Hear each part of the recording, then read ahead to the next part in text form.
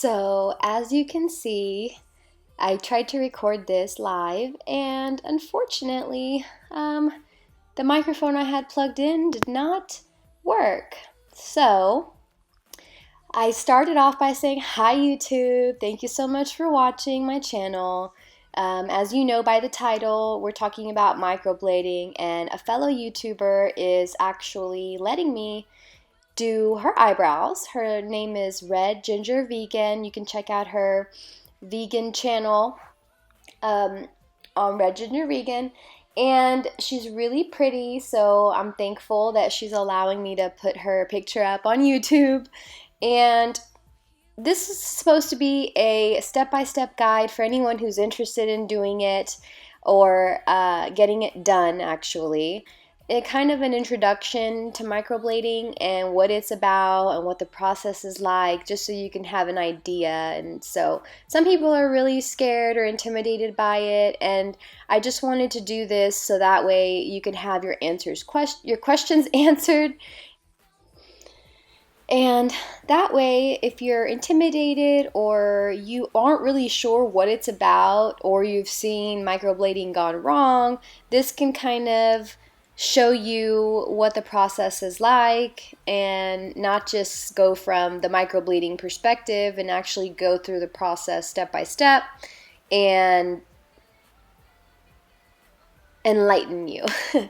Anyways, please like and subscribe, and if you have any questions, please feel free to put them in the comments section below. I'll be doing a follow-up in 30 days because that's typically the amount of time it takes for her to be completely healed, and that's where we'll go over the strokes again, and if she wants more, we can go more. So this particular client was wanting just to fill in some of the sparse areas and to give a little bit more shape. She didn't want anything too dark. We went through a bunch of pictures on Pinterest and we found one that looked more natural, and that's what she wanted. So she was extremely happy with the results, and hopefully you will like my video. Thanks for watching. So here we have my lovely Red Ginger Vegan. She is excited about the process. She has never done microblading before, and she only has, she would say that her pain tolerance is medium, probably. So right now I'm just kind of explaining to her what I'm going to be doing, letting her know that I'm going to be talking her through the process, because I know when I'm doing Botox, fillers, etc., I like to know what's going on. So first step is typically to cleanse her skin. She's really only wearing a tinted moisturizer, and she said she was going to put some mascara on because she had a client prior to me visiting with her. So that's perfectly fine. I'm going to be cleaning the area, so it's okay if she has something on there. I asked most of my clients to clean their face, make sure they're not wearing any brow powder. So she's not wearing anything on her brows right now, but I'm going to take an alcohol pad. I have a bunch of these prepped on my station where only what is going to be thrown away will be. So nothing that is going to be reused. Everything that I have on my station, including, 6 maybe alcohol pads, will be there for me to be able to constantly sterilize and clean the area. So I'm just gently trying to clean the area. I don't want to irritate her skin. She's already told me in her medical health form that she will get red easily. Even when she gets a wax, she tends to get very red. So we've already discussed that, and we are predicting that she's going to get very red. But as you can see, I am pulling off some of the moisturizer, so I'm just cleaning around the area, making sure I get the center as well, because I am going to be introducing some strokes into the middle most likely. We just want to make sure we have a clean slate as to before we start. As you can see, her hair in the middle of the beginning of the brow is a lot thicker than the outer part of the brow. So I did do some trimming, which I'll show. Excuse me, I'm so sorry. It's really early in the morning right now. So I'm introducing my super tea, which is numbing.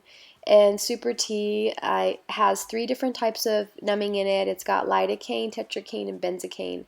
It's not going to completely numb you. It's not medical grade numbing, but it will alleviate some of the discomfort that you'll feel. I haven't had anybody yet say that it's painful. I think one of my least pain tolerant clients said that it feels like waxing or feels like plucking of a hair. So what I try to do is talk my clients through it and make sure that they're aware of what's going on, what they're going to feel, and let them know step by step, because I feel like if you let them know, then it'll be that much better, you know? So here we're just joking around. I'm like, oh, I'm going to voice this over and scare everybody and pretend like you're in so much pain, blah, blah, blah. So I applied some of the numbing to my glove, and then I'm very, what's the word I'm looking for when you use a lot? Generously applying forward and backward, because I want to make sure that it's getting into the skin. So forward and backward, brushing it in, making sure it's getting into all the hairs. And as you may see in my other video where I do my own microblading, I do exaggerate a little bit, but you know, it's just because I'm being silly and because I'm doing it to myself. It's a little bit different when you're seeing exactly what you're doing to yourself. So, plus I didn't leave the numbing on long enough, so it was a little different, but please tune in and check out that video because it's pretty funny. But as you can see, you know, I'm leaving it on her skin. And I'm getting to know my patient. I'm telling her a little bit about the process, telling her about, you know, what I'm going to be doing next, letting her know that I'm going to be leaving this on for about 15 to 30 minutes, depending on how she feels after 15 minutes, in which I'll check with the tweezers if she feels any sharp pain. So I'm going to fast forward here and show you where I saran wrap her, or put saran wrap on her face just to keep the heat in. And I'm noticing that it's tending to work better when I do the saran wrap, because I did try it a few times without it, as well as trying other products. So, you know, we're just trying out different things, making sure that they work on our clients and ourselves. So since microblading is a pretty somewhat new field within the last 5 years or so, it's really exploded in the United States. We're still trying to figure out all the tweaks and everything, but my main concern is just to make sure that she's as comfortable as possible, as well as making sure that the results are what she wants and keeping it natural looking. So let me fast forward.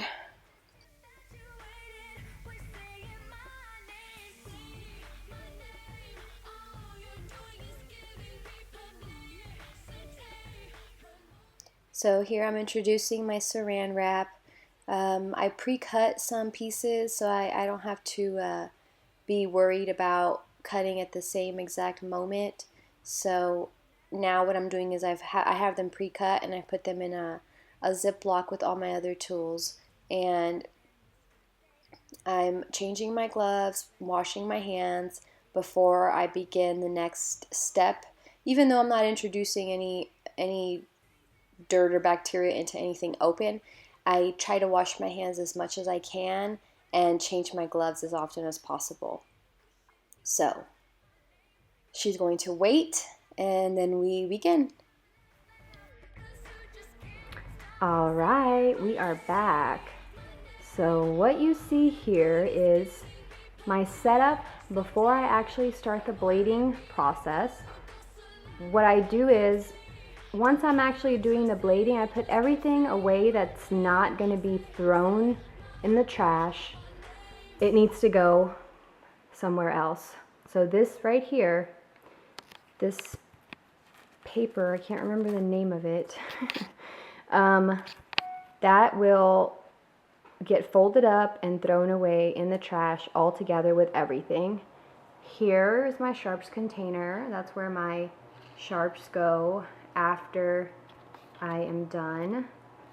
And anything that might have any fluids on it.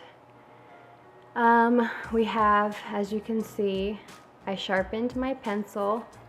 It is a cosmetic pencil. Let's see if you can see it.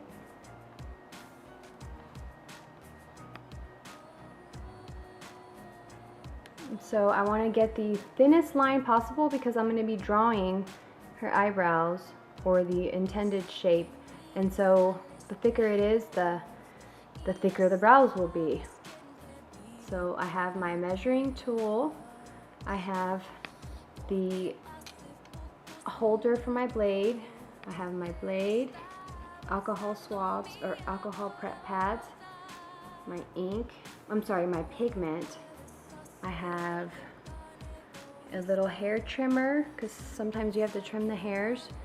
I have my pigment ring, tweezers. I have a cup with some cotton swabs that I grabbed when my hands were gloved, and I'm going to add distilled water to that. And I have some extra cotton swabs over there and some additional measuring tools, gloves, wipies, and a spoolie. So these are the tools you need. As you can see, here's the blade, which is really not a blade, but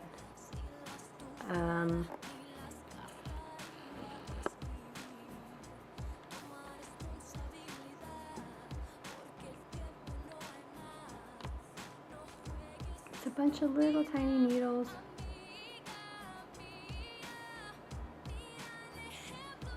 So that's the setup, and she's been numb for about 25 minutes maybe, and so we're gonna see if she's feeling okay to start the process, and then I will check back in. So here I'm just showing you where I'm going to be wiping off the numbing that I put on her. And I was going to tell you something about my pencil, but since I wasn't able to record all my sound, you won't be able to hear that, so I don't really know what it was. I take a cotton ball and an alcohol prep pad and put them together because my Super Tea Cream has little crystals in it, so I want to make sure that they get picked up by either one. So I just gently wipe. As you can see, I'm going to fast forward through this part. And so we're chatting. I'm asking her what she knows about the process, how she heard about it, and letting her know that I'm going to be testing her now to see if she can feel sharpness. So I take my tweezers and I take the sharp end of it and I push into her skin to see if she feels any of the sharp edges of the tweezers, which she stated that she didn't. She said she feels me touching her, but she doesn't feel sharpness. So she's pretty surprised and excited because she was kind of concerned about the pain. And so I'm letting her know that as I get closer to the ends where my fingers are tapping, that the skin is thinner and that typically you'll feel it more there, more discomfort, just because it's closer to the bone and because it's thinner. So she's super excited, and I am going to begin the measuring process at this point. So I'm going to fast forward through this because it's the most time consuming part, but also it's one of the tricks of the trade. So I'm sure my teacher wouldn't want me to be sharing everything with you guys, unfortunately.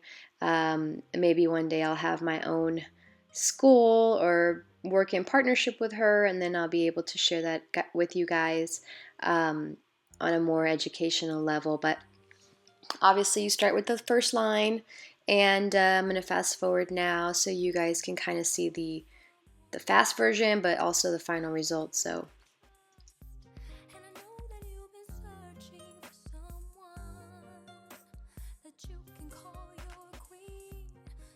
here we are. We have our shape. She's taken a look at it. She sees it. She confirmed that she liked the way it looks, the way she wants it. As you know, the outline is not exactly where I'm going to be blading, but it's just my guide to keep me in line and to for me to have a reference point. So I have already selected her color. Based on the Fitzpatrick scale and based on her burning or lack of burning, tanning or lack of tanning, we determine where she falls, level 1, 2, 3, 4, 5.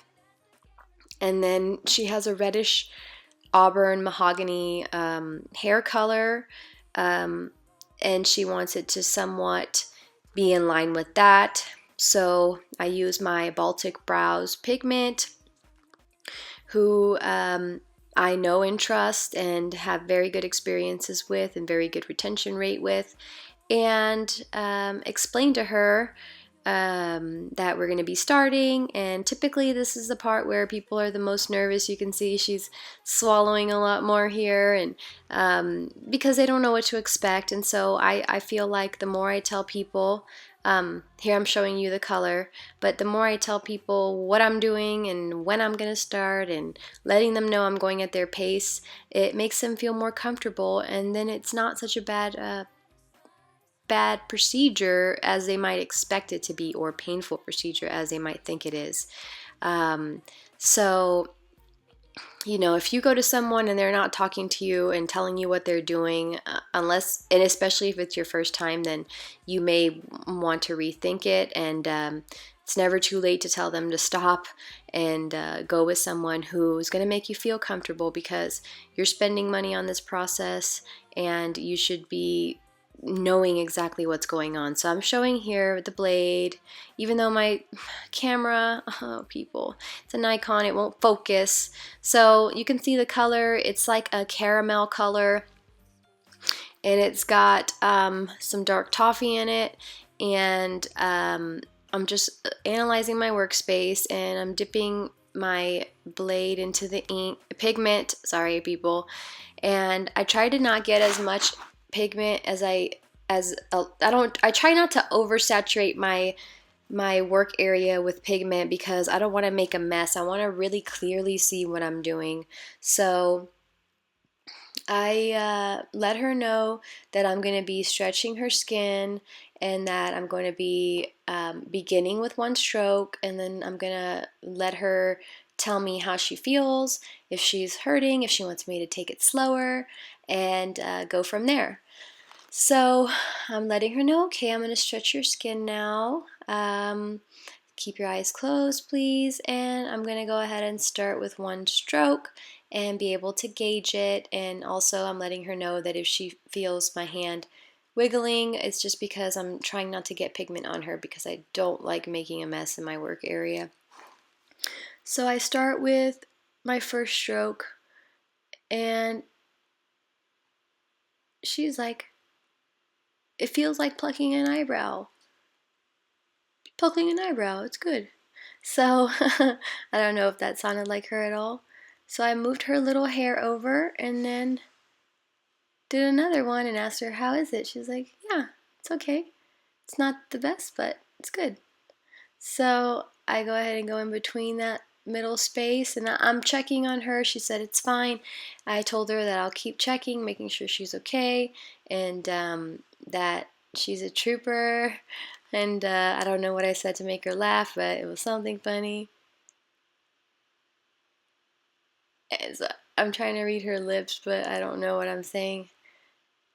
So I'm stretching her skin, making sure that I'm stretching it both ways, and then I kind of move her hair over, and then I do another one, and I said, are you in pain? She said no.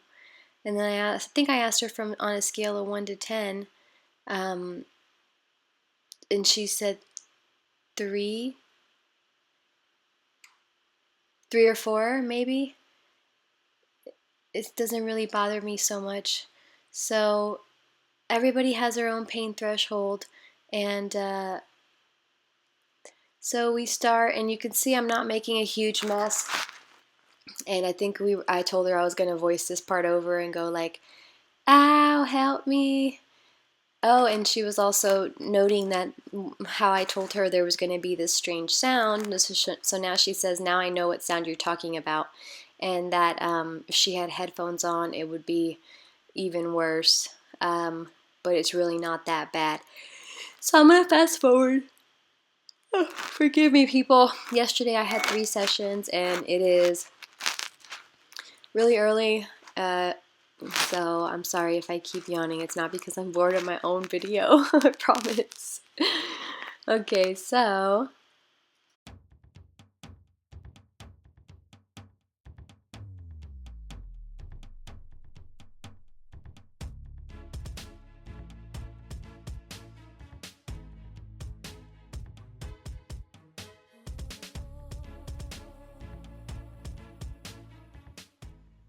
this is where I am putting some pigment in there, mixing it around, and letting it sit so it can soak into the small bladings that I've done, or feather strokes that I've done.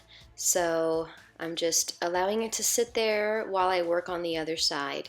So this part does sting a tiny bit, but she says it's not, it's like it's almost comparable to when you do your wax afterwards. They put some kind of like alcohol or some kind of a calming stuff on it, and it feels like that, and it just goes away right away. So nothing too bad.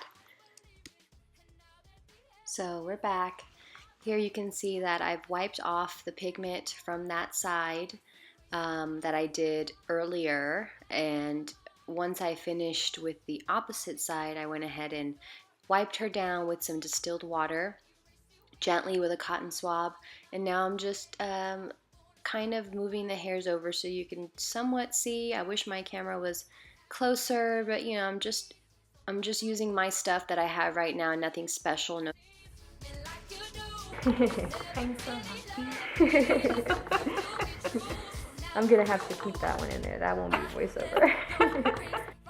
So now I am wiping off the other side with my distilled water, making sure to stay away from her eyes, trying to get as much as I can. I forgot to remind her to keep her eyes closed, but she was pretty good about it for the most part.